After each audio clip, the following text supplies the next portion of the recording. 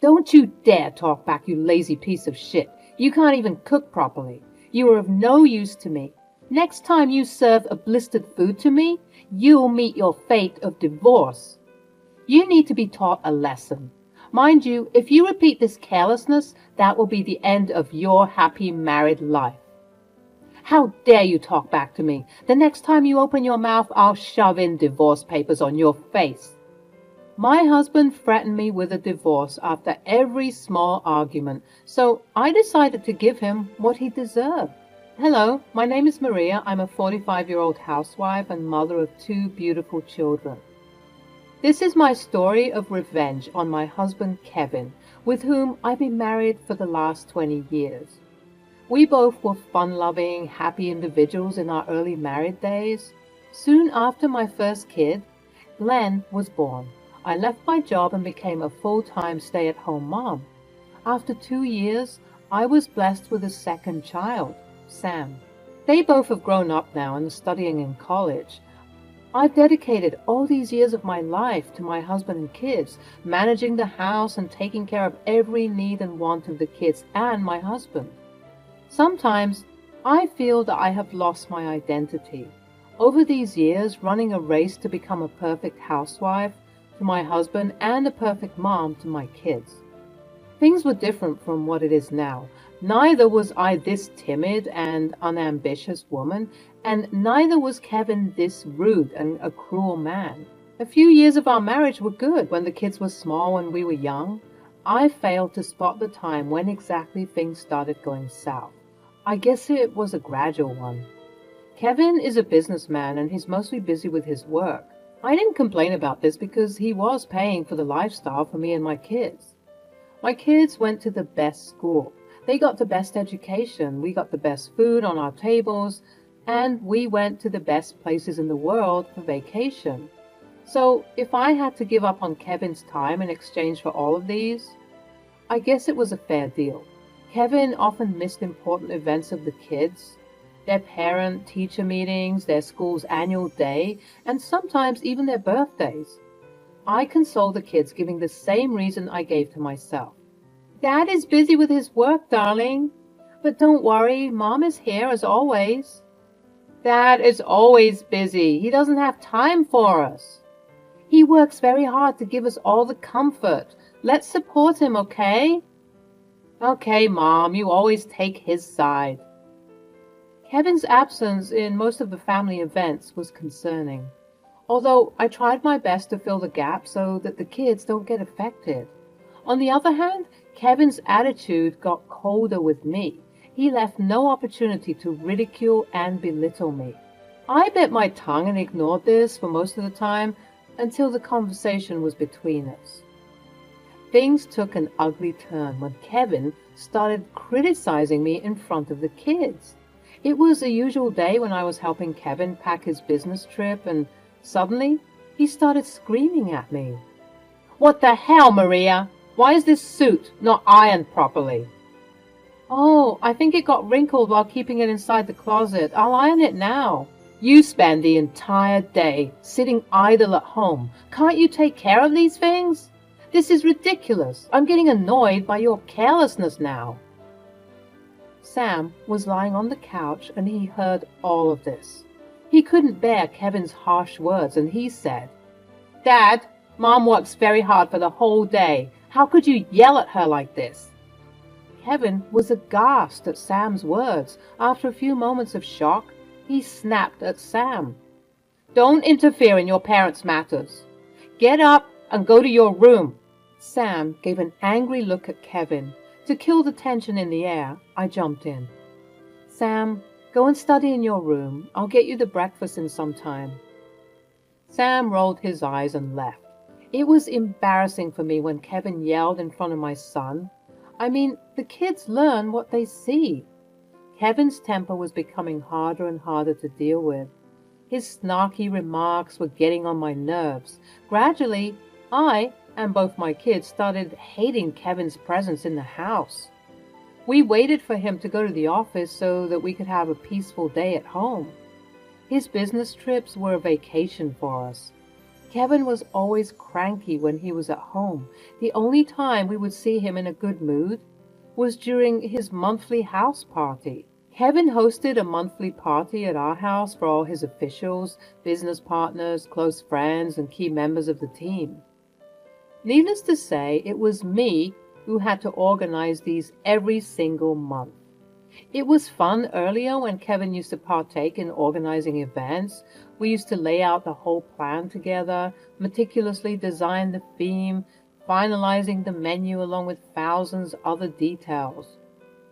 I had a gala time organizing this event with him, but over time, as Kevin's attitude changed and he got busier, the entire responsibility of this party came to me. It wasn't a big deal though, as it was a monthly activity and I knew exactly what to do. But one thing which was bothering me now was Kevin's criticism. He criticized me for every tiny thing. Suddenly, he hated my choice of food, cutlery, decoration, and everything else. While the guests would thank and appreciate me for hosting them, Kevin's remarks would be mostly this: "The flower decoration is just so horrible. Why didn't you check this when it was done? The shrimp is not cooked properly. Did you check this when it was delivered? There isn't enough ice cream for the drinks. Why didn't you order more? You've ordered way too much spaghetti. You like wasting food, don't you? The puddings are way too sweet. None of the guests liked it." I was getting exhausted by his constant poking. I just kept a brave face in front of the guests so that no one could suspect our troubled marriage. It was after one such party that I decided to put a halt to Kevin's criticism and confront him. After all the guests were gone and Kevin was in his usual self, criticizing every minute thing of the party, I approached him. "Don't you think that you've been insulting me way too much these days? I mean, I'm doing everything to organize the best party for you and your guests. You don't even help me with the arrangements. Neither you have ever appreciated me for this. But the least you could do is not criticize me over trivial things." Appreciate? Do you want an appreciation for organizing a party? Do you want me to honor you with a medal? Kevin was on with his game of tasteless humor, but I decided to give him back this time. "I don't expect anything nice from you, but at least stop traumatizing me. Do you know how disgusting you sound?" Kevin began his ceaseless rants. "My intellect would disgust only a fool. You are leading this lifestyle on my income. You could wear these expensive clothes and shoes because of me. You should be grateful to me for all of these." Kevin left no opportunity to count all the favors he did to me by providing for my food and clothing. But I had had enough, and now I wanted to give back. "You're not doing me any favor. I run the house. I have raised the kids, and I take care of every small detail of the house. You can't survive a day without me in this house. You don't even know how to do the laundry or where to get the groceries from. You don't need to be grateful to me, but at least stop digging at me all the time.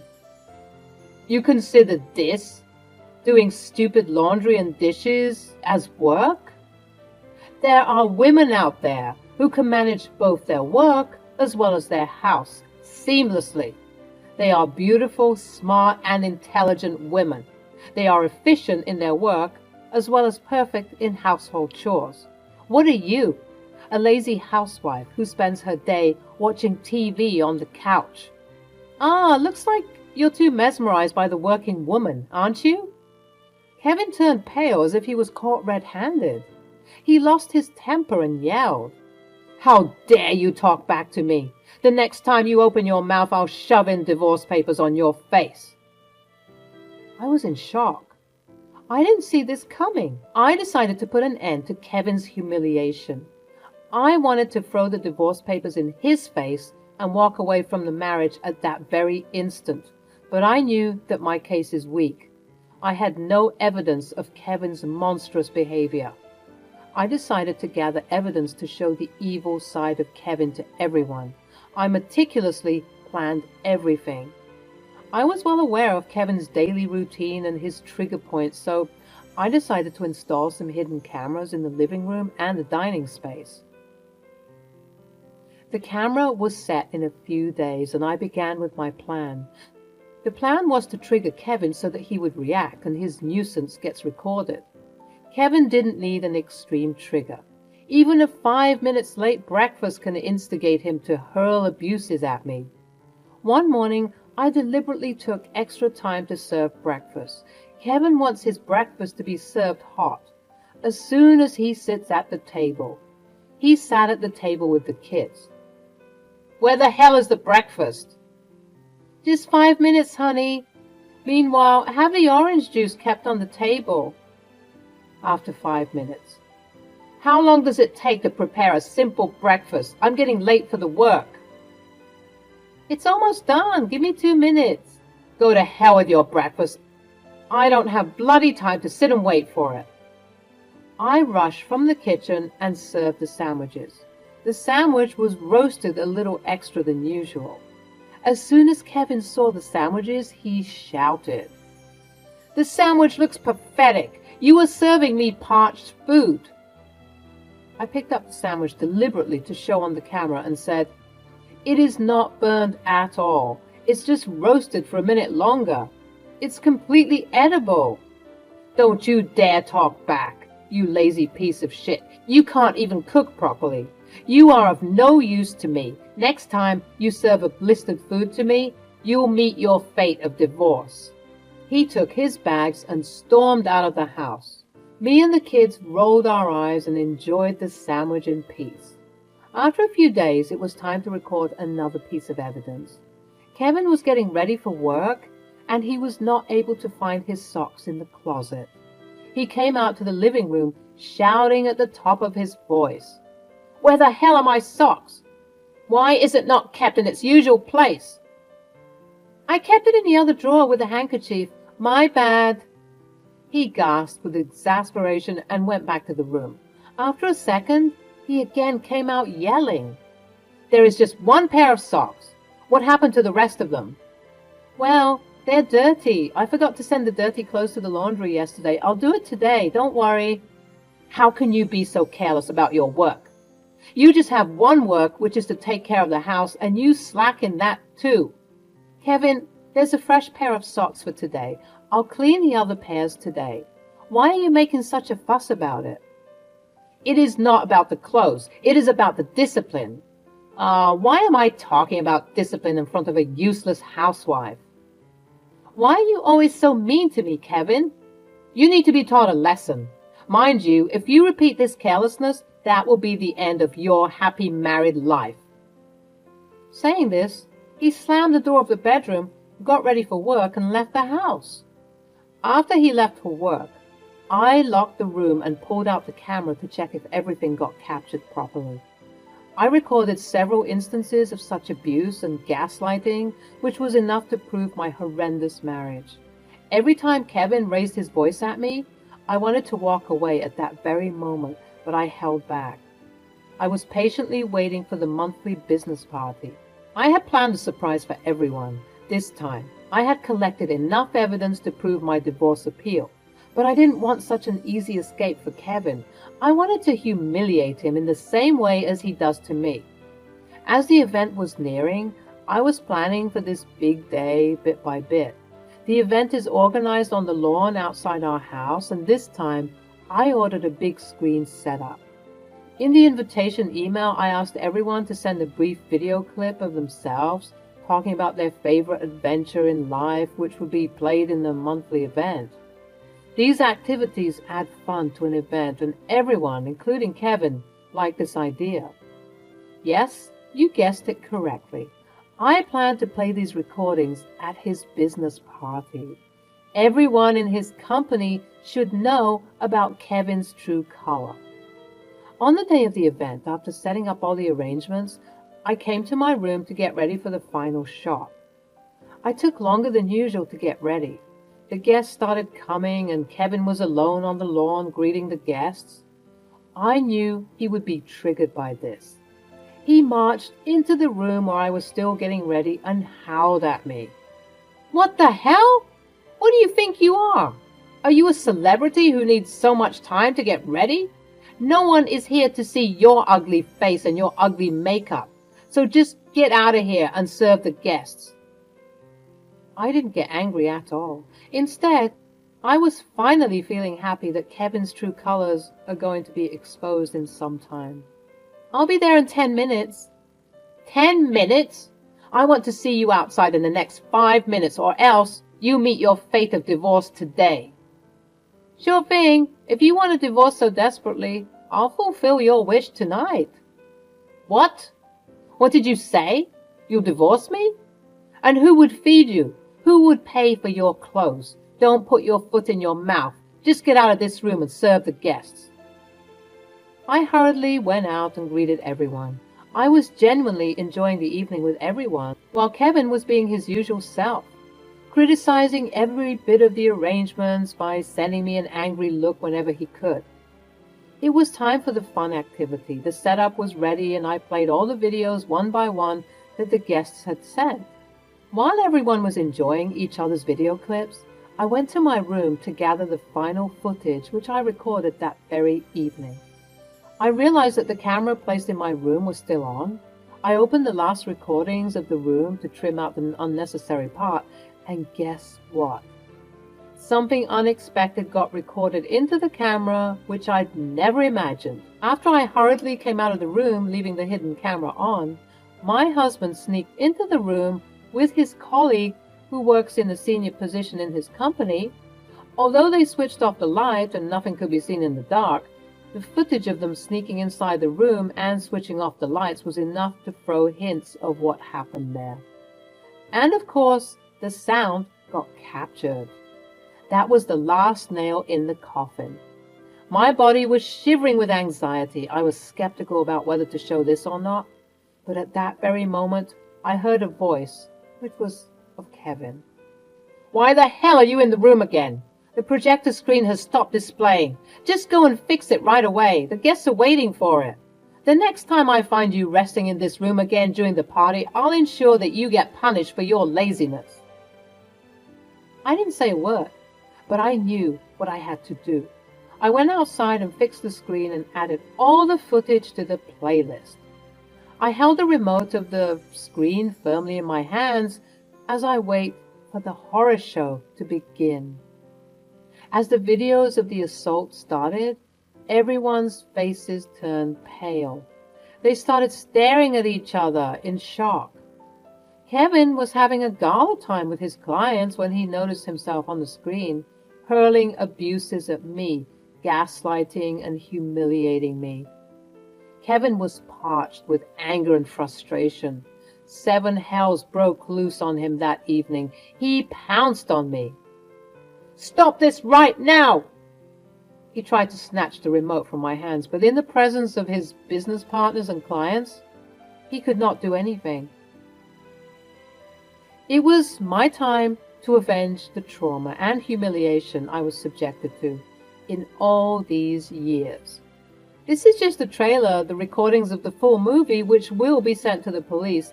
But let me show the climax to everyone. I told you that if you're so desperate about getting the divorce, you'll get it tonight. I fast-forwarded the video to the last footage, where Kevin was seen entering the room with the woman.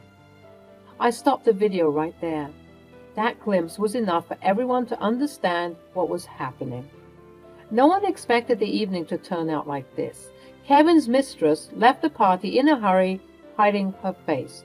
Kevin locked himself in the bathroom to avoid the embarrassment. The air was filled with whispers and gossip. I broke down when some of Kevin's friends hugged me. Over the years, I made friends with them, and they tried to support me in this moment of weakness.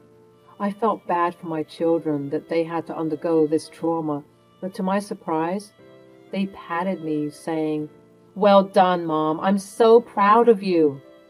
I'm glad you stood for yourself, finally. Yeah, let's go. We can't stay here any longer." I had already packed everything for me and my children. I knew that we couldn't stay in that house after this event. I went to my parents' house. My dad passed away a few years ago and my mom was living alone, so she was glad to host us. Besides, my dad had left us a decent inheritance, which was enough for us to lead a happy life. I hired my father's lawyer and sent the divorce terms to Kevin, claiming the alimony and share in his business along with the child support. During the trial, Kevin gave me a disgruntled look as if he would dismantle my bones if he got the slightest chance. Kevin tried to sue me on charges of defamation, but it was overruled because my claims were true. It took a year for the divorce and the cases to be settled. I got the alimony and the child support. After that incident, many of his friends and colleagues reached out to offer support to me. They were shocked to see Kevin in such a monstrous avatar. He lost his reputation in front of his business partners and clients. Needless to say that his business suffered because of this, and his employees looked down upon him. Kevin and his mistress had no intention of marrying each other. They were just having fun by cheating on their partners. Soon, this news reached the mistress's husband, and she was shown the door by her husband. My objection was not to harm anyone. I only wanted to expose the evil side of Kevin to the world and stand up for myself and my kids. I want that my kids learn the value of loyalty and self-respect. It is a matter of a few years before my kids will be grown up and will take charge of their life. Until then, we are living with my mother like a happy family.